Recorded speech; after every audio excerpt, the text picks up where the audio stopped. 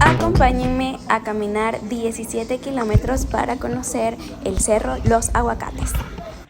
¡Hola! Saluden por favor para el video. Muy bien. Ahí hay un letrero. La última vez. ¡Eso! Iván. Vamos a casar, ¿no? No, era que yo iba. ¿Qué? Eso. Estamos empezando, ¿eh? Muy bien. Buena ruta, buena ruta, buena ruta.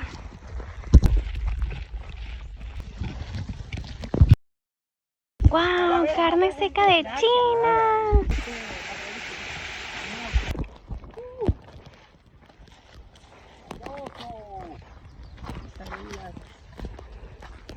¡Ojo! Se me quedó aquí. Yo me quedé abajo y.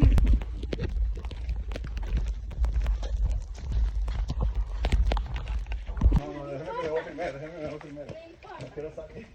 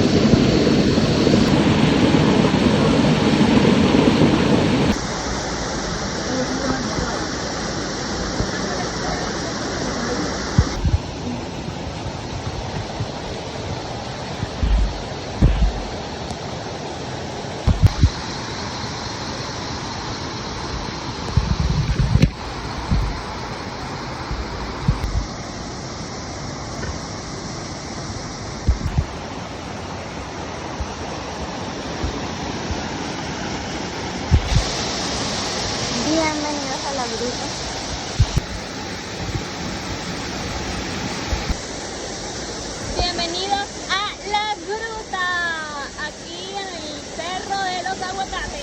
Yo no he visto ni un solo aguacate.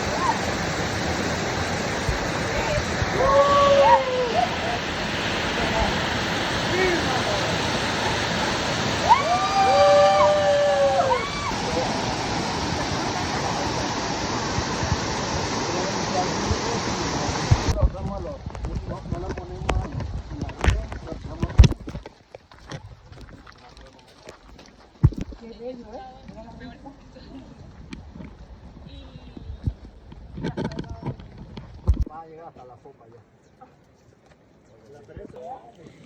Me encanta, esta ruta está siendo demasiado bella.